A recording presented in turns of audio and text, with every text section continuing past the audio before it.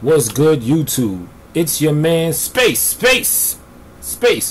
I'm gonna do a quick little recap on the Who Shot Tupac and Biggie special that aired on Fox 5 September 24th, 2017, which would be approximately 2 days prior to me doing this video right here, right? In general, it was a 2-hour special. In general, I thought it was dope. I thought Ice-T was the perfect candidate to cover a special or a program related to both of these individuals who often get deemed as gangster rap. Ice-T being like the granddaddy, if you want to say, of gangster rap. It felt smooth. Also, he also has history doing documentaries and stuff like that with things like the art of rap and all of that. Check out the art of rap if you haven't already. My man Immortal Techniques in there. A lot of people, shit's dope. But yeah, I thought this was a good special. I'm gonna straight up say, when it opened up in Sedgwick Ave in the Bronx, which was pretty much the birthplace of hip hop, and that's when we got to see Idi Amin of the Outlaws, Little C's of Junior Mafia, and seeing them both chop it up after them 21 or whatever years. That was a cool, nice little intro to the thing. I want to say something that was funny. That is real funny, right?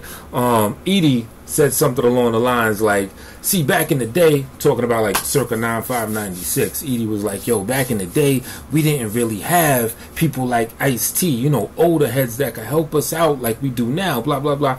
I'm thinking to myself, nigga, Ice-T has been an old head since like the early 90s. I was like, yo, he was an old head back in 96 when he was rocking with Pac and everything. And as Ice-T even said in the presentation, Pac came to his house, let him hear, hit him up, and Ice was like, yo, dude, I ain't really feeling that. You sure you want to go that route or whatever? And it was what it was. But yeah, I just wanted to say that shit. 21 years ago, Ice-T was still an old head. He's just an older head now. You know what I mean? But neither here nor there. I just found that little one thing funny. What I found interesting about this thing right here, they didn't really uncover much new information of anyone that may have been following the case of Who Shot Biggie and Pac or whatever. It's going to be a whole bunch of stuff. If you've really been following the narrative or the story or the details, the investigation, whatever you want to call it, you're probably not going to really see anything new pop out. I found it interesting the people that they were talking to, though. For example, when they were mentioning the Tupac Quad Studio shooting, they mentioned, I forget the dude's name, but they mentioned a dude that, according to him, when Ice-T and the lady had a female partner with him that sounded like an interrogator type woman or whatever. I think by trade she is somewhere in the police force, because them questions she was asking people gave me the chills. It made me feel like I had an interrogation light on me. Oh, I don't know about that. Yes, you do. Yes, you do. Like, yo, she was giving motherfuckers that work. But so you're gonna want to check it out for that. It was a little spooky, but what the fuck was I talking about? Oh yeah, a dude that was with Pac in Quad Studios, I forget the dude's name. I think he was Pac's manager at the time. They were questioning him, and I guess supposedly he got shot when Pac got robbed and all that. And they were, you know, the lady was trying to box dude in. She was like, yo, you must know who was doing what. Did you see any faces? He was like, well, when guns drawn, I wasn't really trying to look at faces. Long story short, that dude was not mums was the word with homeboy. He wasn't trying to give up nothing. 21 years ago, whatever, right? So that's just an interesting scene, because dude is like dumb nervous when this female and Ice-T are trying to talk to him. But I found that's an interesting thing. I found, like, the guy that was with Pac, his manager at the time, supposedly in all these 20 whatever years, nobody stepped to him or tried to interview him or ask him any questions. Supposedly that was the first. What else is interesting? Haitian Jack, they had an interview with him from the Dominican Republic via webcam, be it Skype, Google Hangout, whatever they were using, and dude wasn't trying to give nothing up either, but he just straight up said, look, I ain't gonna be snitching. We got a code. It is what it is. And side note, Haitian Jack, I read that he was a very charismatic dude. That's the first time actually hearing him speak.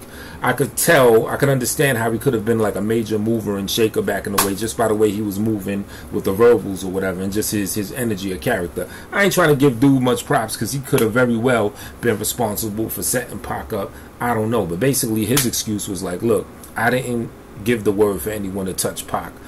Actually, I told my peoples not to do so, but they felt a way because Pac had spoke about Haitian Jack in a newspaper or magazine and said that Jack was a carry-on or a hanger-on or something of that caliber. Meanwhile, Jack was like, look, he was running the New York entertainment underworld, whatever scene.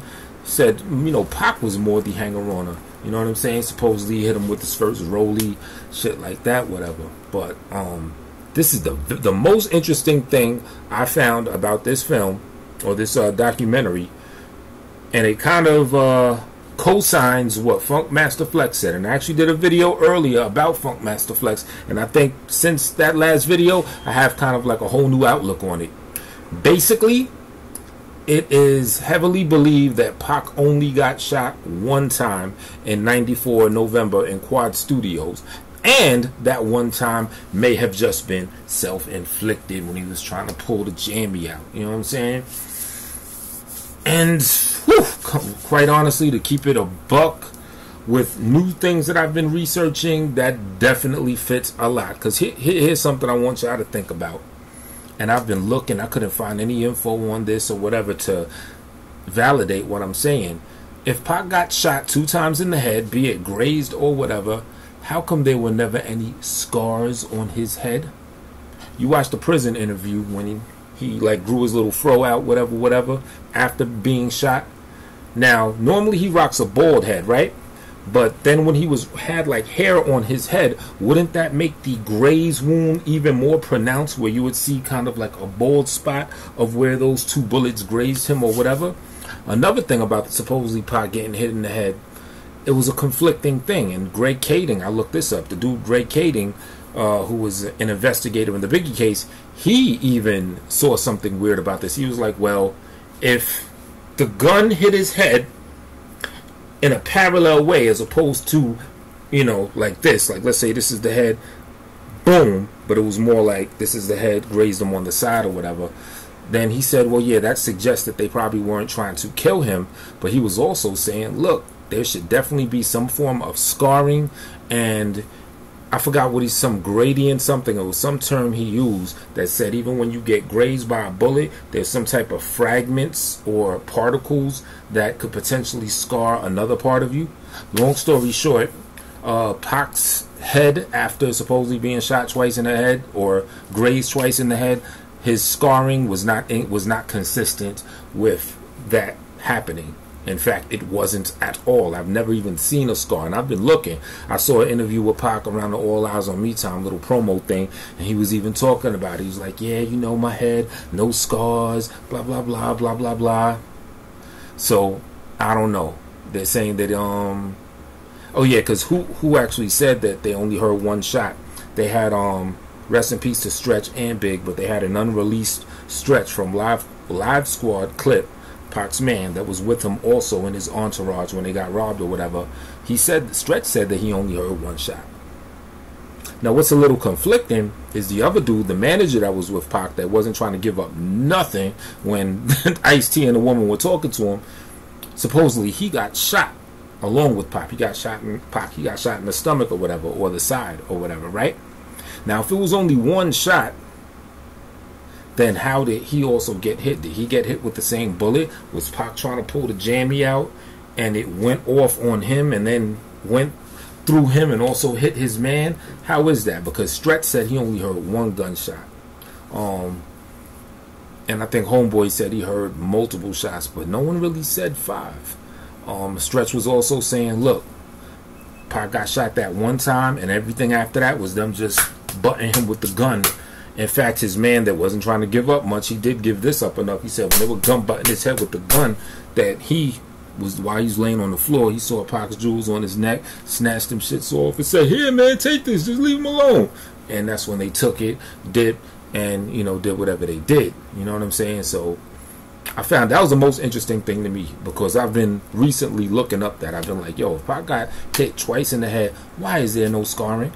Shit, even if he got shot in the abdomen, why do you see him in, when they were reeling him into court, why is he sitting down? Why would he be sitting on or near the place where he supposedly got hit?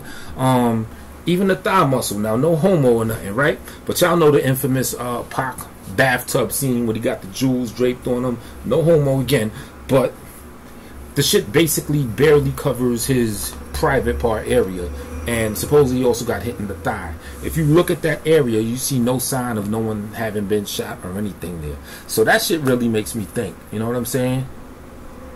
Did he only get shot that one time? And was everything else just a ruse or something for publicity? Say he got shot 5 times, now he's a superhero. Something to think about. And it would also corroborate with what Funkmaster Flex was talking. And Flex was angry because he said being that Pac tried to front like he got shot multiple times, it had a trickled effect. And according to Funkmaster Flex, that's why he believes that Big then got shot himself. But yeah, the Biggie part of the thing seemed pretty. I'll say this about both the Big and the Pac shooting. The way that they look at the evidence and examine everything and examine the witnesses and who said what or who said what about who, what, where, when, and why, it seems pretty.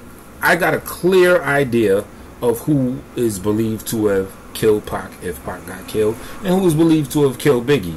I don't even say if Biggie got killed, because in this entertainment game, you never know. But Reggie Wright Jr., the dude that was Suge's man that he grew up with, that was also the head of Death Row Security, they interviewed him kind of like on some house arrest shit. He wasn't trying to give up much either. He kind of like sideways answered questions. Basically, they said, do you think Suge put the hit out on Biggie? And then Reggie White Jr. said something of the effect, what happened in the Murder Rap documentary, that's how I think happened. And basically saying, because according to the Murder Rap documentary, Suge is the one that put the hit out on Big. So basically he was saying yes without saying yes. And dude looked nervous as a motherfucker too. But then again, I'm telling you, if you watch this thing and you see like the interrogative style of that woman, I mean, I don't even recall them mentioning what her profession or her trade is, but she's a cop of some sort, an investigator, private eye, detective, something of that caliber, and that shit is spooky. I would not want to be on the other side of her questioning, even if it were for just a show or whatever. So that's what it is, but hey, just wanted to chop it up about that for a minute. Hit that like, that subscribe, all that other shit. And when you see the related channels, if you're not familiar with the black sector or whatever, hit them related channels up. Subscribe to all them motherfuckers too. Even if I'm beefing with some of them, show some love. Let's grow this thing, right? So I'm gonna catch y'all on the next one.